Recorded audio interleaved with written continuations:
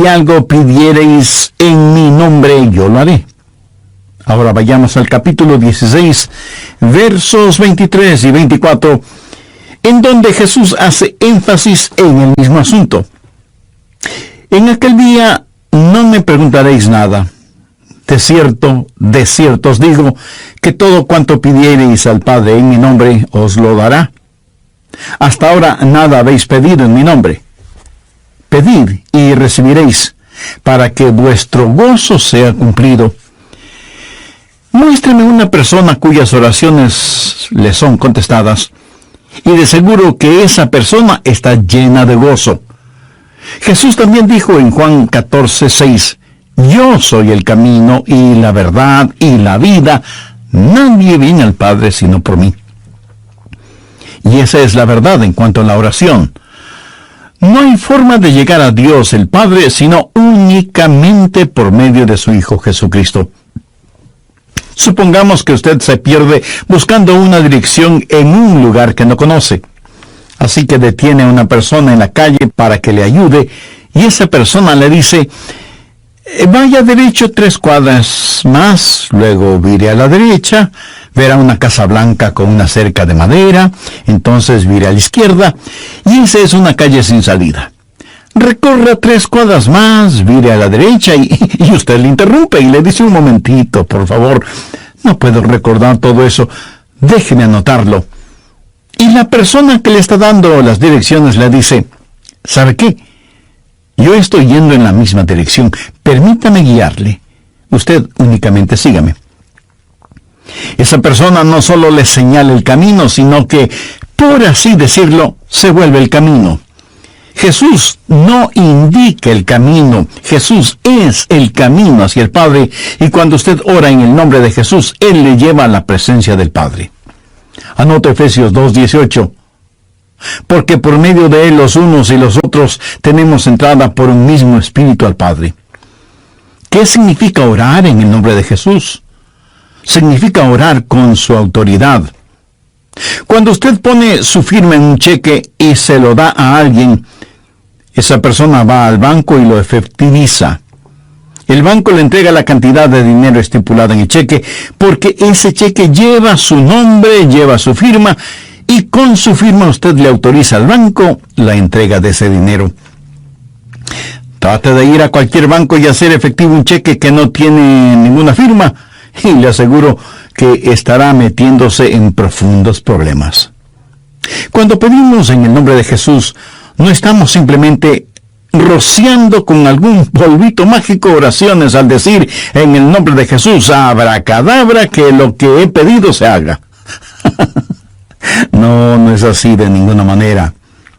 Orar en el nombre de Jesús significa, primero, obedecer su mandato.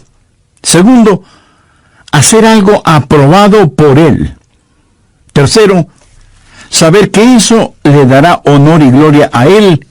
Y cuarto, saber que el Padre será glorificado por lo que hacemos en el nombre de Jesús. Si usted ora sin usar el nombre de Jesús legítimamente, no tiene ninguna razón para esperar que su oración sea contestada. Ahora, obviamente, el orar en el nombre de Jesús significa que usted debe ser salvo, que debe ser su discípulo y que debe estar en comunión con Él para conocer su voluntad. No solo ora en el nombre de Jesús, sino que también ora en el Espíritu. Veamos Efesios 6:18. Orando en todo tiempo, con toda oración y súplica en el Espíritu, y velando en ello con toda perseverancia y súplica por todos los santos. Así como se debe orar en el nombre de Jesús, hay que orar en el Espíritu. Casi al final del Antiguo Testamento hay un versículo muy interesante. Busque Zacarías 12:10. Dios habla de lo que hará en los últimos días, cuando los judíos como nación vengan a Jesús.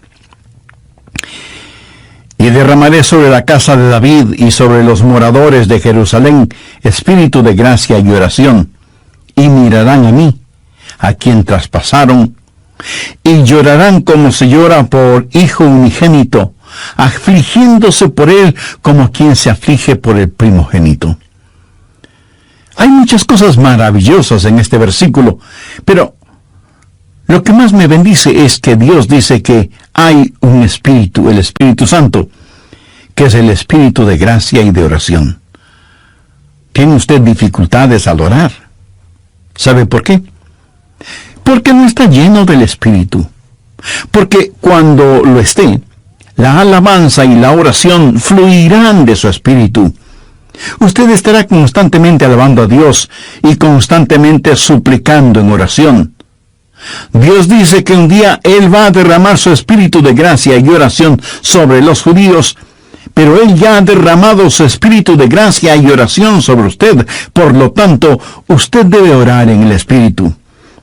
En la pequeña epístola de Judas, el verso 20, dice: pero vosotros, amados, edificando sobre vuestra santísima fe, orando en el Espíritu Santo. ¿Había notado eso? ¿Cómo se desafía usted mismo? Orando en el Espíritu Santo. ¿Por qué es tan importante orar en el Espíritu? Bien, sabemos que cuando oramos en el nombre de Jesús, oramos con autoridad. Pero cuando oramos en el Espíritu, oramos con fortaleza para que Él nos ayude. Déjeme, le muestro algo en Romanos 8:26. Y de igual manera, el Espíritu nos ayuda en nuestra debilidad, pues que hemos de pedir como conviene, no lo sabemos. Pero el Espíritu mismo intercede por nosotros con gemidos indecibles. Mi amigo, esto significa que cuando usted ora, no lo puede hacer sin el Espíritu, y Él no lo hará sin usted. Es el Espíritu el que ora. Y Él hace por usted lo que usted no puede hacer por usted mismo. El Santo Espíritu de Dios inspira, guía, pone energía y sostiene nuestras oraciones.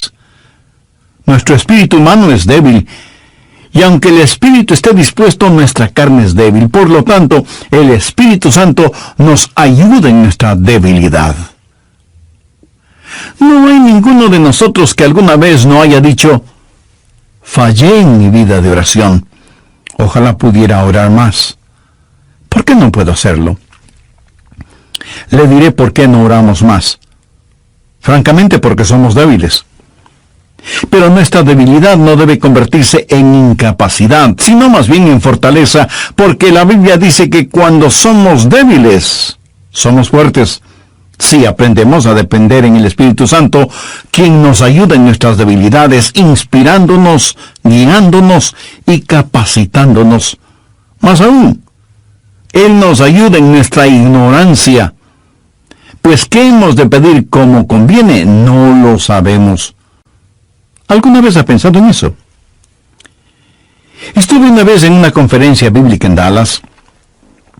Al finalizar la conferencia, 2 jóvenes estudiantes se me acercaron y uno de ellos me preguntó: Pastor, ¿usted ora? Le respondí que sí. Entonces me dio una pequeña tarjeta diciéndome: aquí están nuestros nombres. Somos estudiantes en el seminario, por favor, ore por nosotros. Yo les agradecí y puse esa tarjetita en mi Biblia.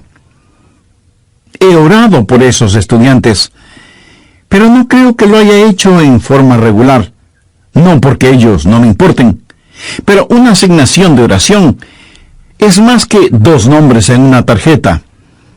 Si tuviera que orar por todos quienes me piden que ore por ellos, ni las 24 horas del día serían suficientes, se lo aseguro. Esa es la verdad. Si usted trata de orar por todos y por todo, su oración, en vez de ser un caudaloso río, se convertirá en un estancado pantano. La oración, para que sea poderosa, tiene que ser canalizada. Cuando alguien me dice que está orando por mí, me siento increíblemente bendecido. Y hay hermanos que me dicen que oran por mí diariamente, y doy gracias a Dios que muchos oran por mí. Pero me entristece la realidad de que hay millones de seres humanos por los cuales nadie ora. Ahora escúcheme. Yo no deseo estar en la lista de oración de alguien a menos que el Espíritu Santo haya puesto primero mi nombre en el corazón de la persona que dice que ora por mí. Y cuando usted está orando por otras personas en forma individual, muchas veces no sabrá cómo orar por ellos. Por ejemplo, su tía Rosita está enferma, y usted ora: Señor, restaura la salud de tía Rosita. ¿Cómo sabe que Dios no está preparando a tía Rosita para llevársela al cielo? Y usted ora para que tía Rosita todavía se quede en la tierra, mientras que, de acuerdo a Juan 17:24, Jesús ora y dice: Padre, aquellos que me has dado, quiero que estén donde yo estoy. ¿Dónde está Jesús? En el cielo. ¿Dónde está la tía Rosita? Todavía en la tierra. En las reuniones de oración, más se ora para que la gente sea sanada que lo que se ora para que la gente sea salvada. Parece que estamos más interesados en mantener a los salvos fuera del cielo que a los perdidos fuera del infierno. No sabemos orar como debemos orar. Cuando Saulo perseguía a los seguidores de Cristo, antes de que fuera el apóstol Pablo, me pregunto qué oraba la iglesia en relación con Saulo. Si yo hubiera vivido en esa época, seguro que hubiera orado: Señor, mira cómo este Saulo nos persigue. Elimínalo, evapóralo, Señor, haz algo con él.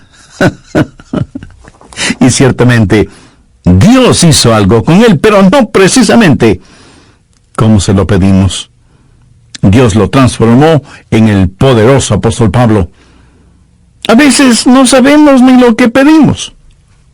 Por eso el Espíritu Santo, que intercede por nosotros, dice: Señor, esto es lo que Adrián está pidiendo, pero esto es lo que en realidad necesita. El Santo Espíritu de Dios nos ayuda en nuestras debilidades, cuando nosotros no sabemos cómo orar, por qué orar, o cuando no tenemos la fortaleza, ni la energía, ni el deseo de orar. E intercede con nosotros, como la Biblia lo dice en Romanos 6:26, pero el Espíritu mismo intercede por nosotros con gemidos indecibles. Ni usted ni yo, nadie puede orar como el Espíritu Santo puede hacerlo. Y la expresión gemidos indecibles era utilizada para describir los dolores de una mujer dando a luz. Eso, mi amigo, es orar en el Espíritu. Intercede por nosotros con gemidos indecibles, porque muchas veces nosotros no sabemos qué pedir.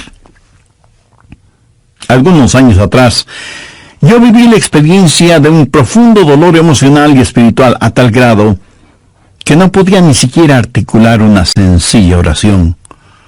Lo único que podía hacer era quejarme. Pero el Santo Espíritu de Dios escuchó mi oración, y Él llevó mi dolor, mi súplica, hasta el trono de la gracia y la misericordia de Dios. Entonces usted ora primero en el nombre de Jesús, segundo en el Espíritu Santo. Para orar en el nombre de Jesús, usted tiene que ser salvo, y para orar en el Espíritu, usted tiene que ser lleno del Espíritu Santo de Dios. Tercero, usted debe orar en obediencia a Dios. Es una malvada necedad el esperar que Dios escuche sus oraciones cuando usted no está viviendo en obediencia a Él. Lo triste es que hay personas que tienen la idea de que Dios les bendecirá, aún en su desobediencia. Razone esto un instante. Si usted está viviendo una vida de desobediencia, y aún así Dios contesta sus oraciones, ¿qué es lo que Dios está haciendo? Está animando y recompensando su pecado. Pero escúcheme, Dios le ama demasiado como para hacer eso. Veamos el Salmo 66. Quiero mostrarle algo. Salmo 66, verso 18. Este es un versículo que debería estar subrayado en su Biblia.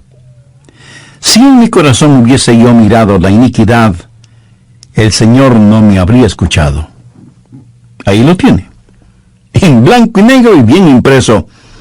Y usted no tiene que ser un científico aeroespacial para entender eso, ¿verdad? Muchos hablan de las grandes promesas en la oración. Bien, esta es una promesa. Si en mi corazón hubiese yo mirado la iniquidad, el Señor no me habría escuchado. Ahora, note que no dice, si hubiera pecado, Dios no me escucharía. Dios no le escuchará a usted. Dios no me escuchará a mí. Dios no escuchará a nadie que tenga iniquidad en su corazón. Iniquidad significa el hacer trato con el pecado, sentirse en paz haciendo el pecado. Y si yo tengo cualquier iniquidad en mi corazón, ¿Dios no me escuchará? Ora usted a Dios. Si tiene algún pecado en su corazón, ¿cómo puede esperar que Dios le escuche? Para que Dios le escuche, usted tiene que arrepentirse de sus pecados y tener a Jesús como su Salvador y Señor. Si antes no ha hecho esta decisión, le invito a que lo haga ahora mismo.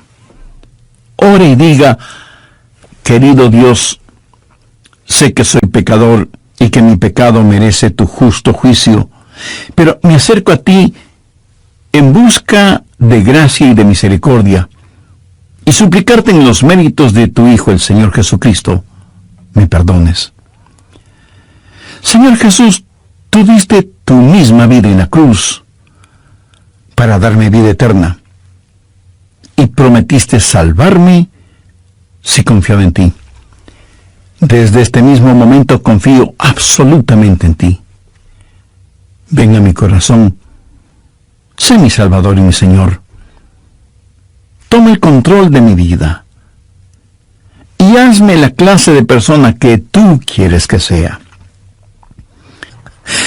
Escúcheme, Dios no se impresiona con sus oraciones, pero sí se impresiona con su necedad. Veamos lo que dice Isaías 1:13. No me traigáis más vana ofrenda. ¿Sabe usted lo que es una vana ofrenda? Es solo una oración vacía. No me traigáis más vana ofrenda. El incienso me es abominación. Aquí ellos estaban en el templo quemando incienso, ofreciendo incienso en el altar. No me traigáis más vana ofrenda. El incienso me es abominación. Luna nueva y día de reposo, el convocar asambleas, no lo puedo sufrir. Son iniquidades vuestras fiestas solemnes. ¿Qué es lo que Dios está diciendo aquí? Que todo lo que ellos hacían como parte de su religión, Él lo detestaba. Y en Isaías 1, los versos del 15 al 17, leemos: Cuando extendáis vuestras manos, yo esconderé de vosotros mis ojos. Asimismo, cuando multipliquéis la oración, yo no oiré. Llenan están de sangre vuestras manos, lavaos y limpiaos, quitad la iniquidad de vuestras obras de delante de mis ojos, dejad de hacer lo malo, aprended a hacer el bien, buscad el juicio, restituid al agraviado, haced justicia al huérfano, amparad a la viuda. Veamos ahora Isaías 59:1. He aquí que no se ha cortado la mano de Jehová para salvar, ni se ha agravado su oído para oír. Dios no se ha vuelto manco ni sordo, pero vuestras iniquidades han hecho división entre vosotros y vuestro Dios, y vuestros pecados han hecho ocultar de vosotros su rostro para no oír. ¿Ha leído alguna vez algo del libro de Esdras? Vayamos al capítulo 9, verso 6. Esdras está orando y dice: Dios mío, confuso y avergonzado estoy para levantar, oh Dios mío, mi rostro a ti, porque nuestras iniquidades se han multiplicado sobre nuestra cabeza, y nuestros delitos han crecido hasta el cielo.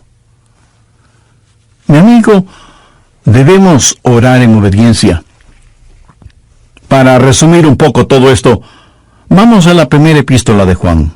No el Evangelio de Juan, sino la primera epístola de Juan, capítulo 3, verso 22. Y cualquier cosa que pidiéramos, la recibiremos de Él, porque guardamos sus mandamientos y hacemos las cosas que son agradables delante de Él. Los rebeldes jamás verán sus oraciones contestadas. Déjeme retroceder un poco las páginas de la historia. ¿Recuerda cuando Israel había conquistado Jericó? Y tuvieron que pelear contra un pequeño pueblito. No era ninguna gran ciudad. Un pueblito llamado Ai. Apenas 3 letras, H-A-I, Ai. Y sin embargo, los israelitas tuvieron que huir, como se dice vulgarmente, con el rabo entre las piernas, ignominiosamente derrotados. Y Josué tiene que ir y postrarse delante de Dios y preguntarle cómo pudo permitir que tal cosa sucediera. Mire lo que le contestó Dios en Josué 7, los versos 10 y 11. Y Jehová dijo a Josué, levántate, ¿por qué te postras así sobre tu rostro? Israel ha pecado. ¿Qué está diciendo? Josué, hijo mío, ¿por qué me estás orando? No puedes utilizar tus oraciones como una cortina de humo para ocultar el pecado que hay en medio del pueblo. Enfrenta y elimina ese pecado, y entonces oiré tus oraciones. Cuarto, usted debe orar en la voluntad de Dios. No solo conocer a Jesús, no solo ser lleno del Espíritu, no solo obedecer los mandamientos, pero aún habiendo hecho todo esto, todo lo que usted desea no es necesariamente la voluntad de Dios para usted. Anote 1 de Juan 5, versos 14-15. Y esta es la confianza que tenemos en Él, que si pedimos alguna cosa conforme a su voluntad, Él nos oye. Y si sabemos que Él nos oye en cualquier cosa que pidamos, sabemos que tenemos las peticiones que le hayamos hecho. Orar en la voluntad de Dios. Y usted no encuentra la voluntad de Dios simplemente por adivinación. Pastor, ¿cómo voy a conocer la voluntad de Dios? Bien, permítame hacerle una pregunta. ¿Quiere en realidad saberlo? Y usted me responde, bueno, no sé si quiera saberlo o no. Entonces le haré otra pregunta. ¿Quiere hacer la voluntad de Dios? Y usted me responde, sí, claro que sí. ¿La quiere hacer realmente? Quiero decir, si Dios le dijera este mismo momento, hay algo que deseo que hagas, ¿lo haría? ¿Sabe usted cuál sería la primera pregunta debido a nuestra naturaleza humana? ¿Qué es, Señor? Esa no debería ser la primera pregunta o la primera respuesta. Usted no puede contestar una pregunta con otra pregunta. Usted debe contestar esa pregunta con una afirmación. Adrián, hay algo que quiero que hagas. ¿Lo harás? Yo debo contestar, sí, Señor, lo haré. ¿Qué es lo que quieres que haga? Mira, la manera de conocer la voluntad de Dios no es sabiendo lo que es, sino comprometiéndose a hacerla aún antes de saber lo que es. Eso es confianza. Sencillamente diga, Señor, estoy listo, y haré lo que quiera que tú quieras que haga. Y aunque esa frase pueda trabar nuestra lengua, destraba nuestra capacidad de obediencia. Debo admitir que muchos tienen temor de la voluntad de Dios. De alguna manera se les ha metido la idea en la cabeza de que si se prestan para servicio bajo la voluntad de Dios, van a terminar como misioneros en el país de Salsipuedes, viviendo en una choza con piso de tierra y comiendo carne de serpiente o quién sabe qué otros exóticos alimentos. ¿Sabe qué? Pudiera ser que así suceda. La forma de conocer la voluntad de Dios es aceptando la voluntad de Dios antes de conocer cuál es la voluntad de Dios. Y aunque suena complicado lingüísticamente, espiritualmente no lo es. Pero usted me dice, pastor, quiero más detalles. Muy bien, le voy a dar más detalles. La voluntad de Dios es buena, perfecta y aceptable. Y si piensa que esto lo digo porque soy muy inteligente, pues siento desilusionarle. Veamos qué dice Romanos 12, versos 1 y 2. Así que, hermanos, os ruego por las misericordias de Dios, que presentéis vuestros cuerpos en sacrificio vivo, santo, agradable a Dios, que es vuestro culto racional. No os conforméis a este siglo, sino transformaos por medio de la renovación de vuestro entendimiento, para que comprobéis cuál sea la voluntad de Dios, agradable y perfecta. Usted no necesita saber nada más que esto. La voluntad de Dios es buena.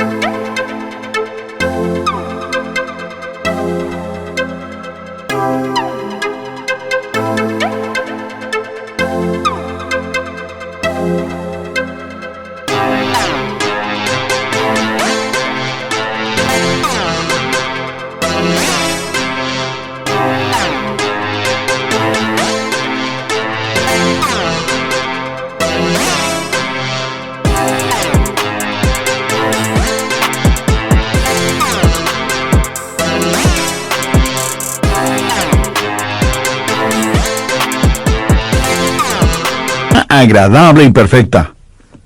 Preséntese usted mismo como un sacrificio vivo y santo delante de Dios, y usted, sin ninguna sombra de duda, conocerá y comprobará que la voluntad de Dios es siempre buena, agradable y perfecta. La oración es para manipular la voluntad de Dios, para que se amolde a la suya. Es descubrir la voluntad de Dios y meterse de cabeza en ella. Pero escúcheme con atención. En última instancia, usted no encuentra la voluntad de Dios. La voluntad de Dios lo encuentra usted.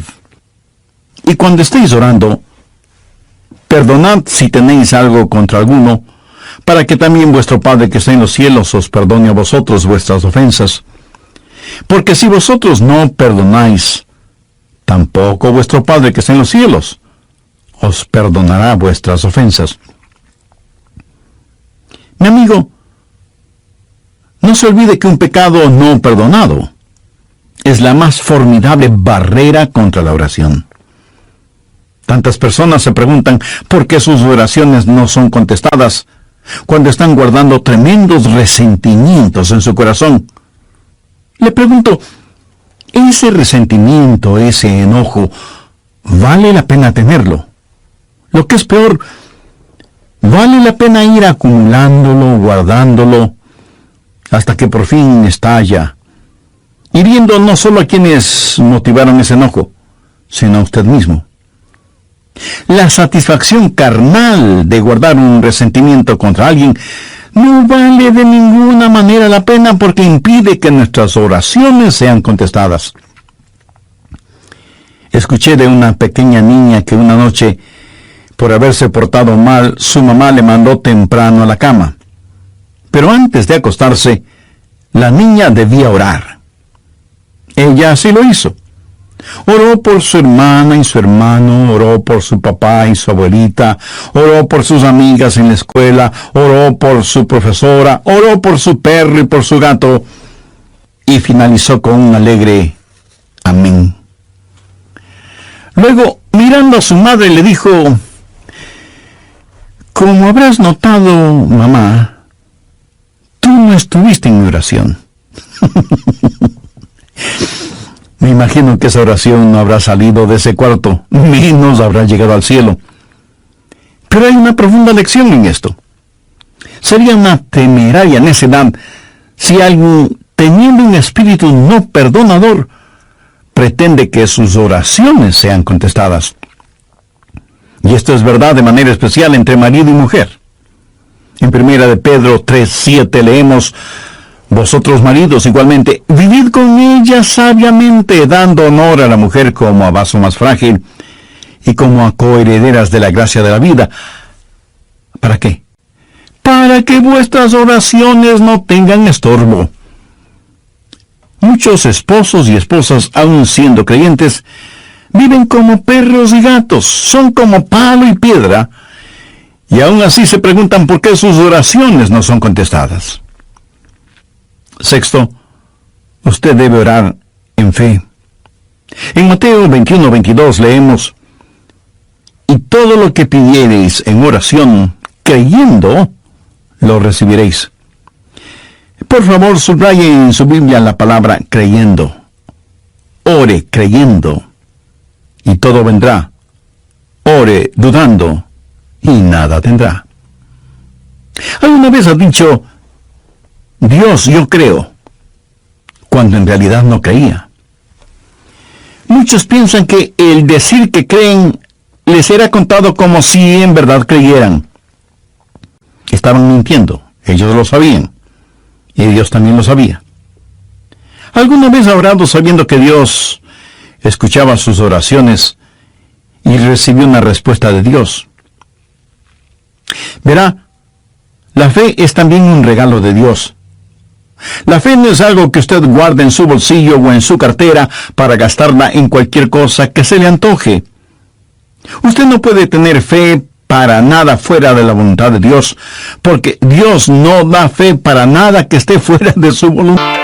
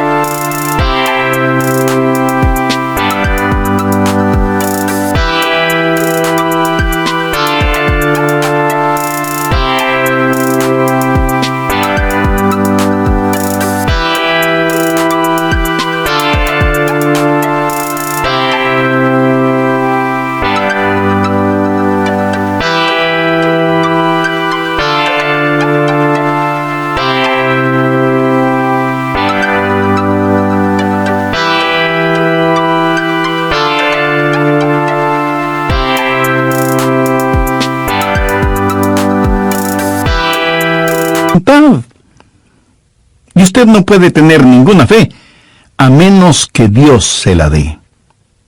Y no faltará quien pregunte, ¿por qué no tengo más fe? Si usted pone en práctica lo que he compartido en este estudio bíblico, le puedo asegurar que descubrirá que la fe está ahí. Cuando usted ora en el nombre de Jesús, cuando usted ora en el Espíritu Santo, cuando usted ora en obediencia y en comunión, cuando ora en la voluntad de Dios, la fe está ahí. Pero si estos elementos espirituales no están ahí, tampoco estará la fe. Ustedes, esposos, han tenido alguna vez un argumento. Y si me dice que no, con toda mi cariñosa cortesía le diré que son mentirosos. Cuando marido y mujer tienen un argumento y no lo solucionan, y luego se arrodillan para orar por su hijito enfermo, ¿no se sienten espiritualmente enfermos? ¿No sienten que están actuando hipócritamente? Saben que sus oraciones no se elevarán ni un centímetro del piso y por lo tanto jamás llegarán al cielo.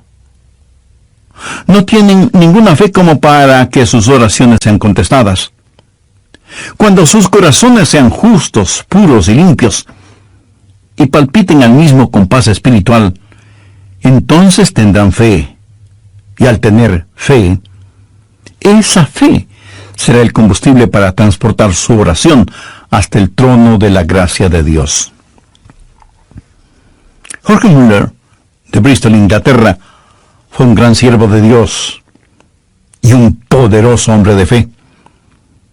Él tenía un diario personal en el cual anotaba todas las instancias de oraciones contestadas y llegó a registrar 25,000 oraciones contestadas, algunas de ellas increíblemente milagrosas, imposibles de explicarlas, aparte de la intervención de Dios. Alguna vez alguien le preguntó a George Muller, ¿cuál es el secreto para que las oraciones sean contestadas? ¿Sabe cuál fue su respuesta?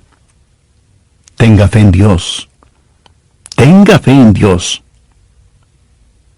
Ahora, yo no creo que él dijo tenga fe en Dios, sino que dijo tenga fe en Dios. Mira, en realidad no es una gran fe la que necesitamos, sino que necesitamos tener fe en un gran Dios. Fe no es solo un sentimiento positivo, ni el que usted se vuelva frenético o fanático, sino tener la absoluta confianza de que Dios hará lo que usted le ha pedido, si ese pedido está encuadrado dentro de los parámetros de la voluntad de Dios. Los discípulos le dijeron a Jesús, Señor, enséñanos a orar. Y ese debe ser nuestro pedido también, para que Dios nos ayude a ser hombres y mujeres de oración. Hay algo en nosotros que se resiste a orar. Preferimos ocuparnos en cualquier otra cosa en vez de orar. Y eso se debe a nuestra naturaleza carnal y pecaminosa. Por eso necesitamos la ayuda de Dios para que amemos de tal manera a Jesús y seamos llenos de su Espíritu Santo para que la oración fluya de nosotros en forma constante y que oremos siempre en el nombre del Señor Jesucristo. ¿Han notado con qué facilidad podemos pasar horas haciendo deportes o realizando nuestros pasatiempos favoritos o simplemente mirando programas en la televisión? Pero ¿qué trabajo nos cuesta invertir unos minutos en la oración? La oración eficaz, mi estimado amigo, debe ser un acto intencional de nuestra voluntad. No debemos acercarnos al trono de la gracia en forma casual, sino en forma totalmente intencional. Seguramente entre quienes me escuchan habrá quienes, a pesar de ser religiosos, este asunto de la oración es muy secundario en sus vidas. Ahora, si usted aún no es salvo, mayor razón para que ore a Dios. Lo puede hacer este mismo momento diciendo con sus propias palabras algo como la siguiente oración. Dios eterno, reconozco que soy una persona que no me he acercado a ti en oración.